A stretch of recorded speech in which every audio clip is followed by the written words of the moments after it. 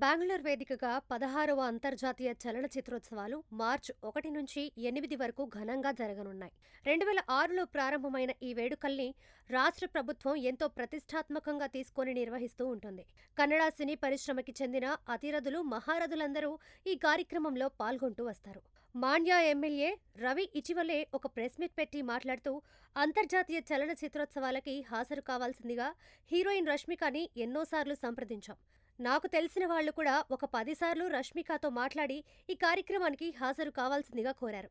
కానీ కర్ణాటకకి వచ్చేంత సమయం లేదని తన విముఖతని వ్యక్తం చేసింది. నా ఇల్లు హైదరాబాద్లో ఉండగా కర్ణాటక ఎక్కడుందో తెలీదు అన్నట్టుగా మాట్లాడింది.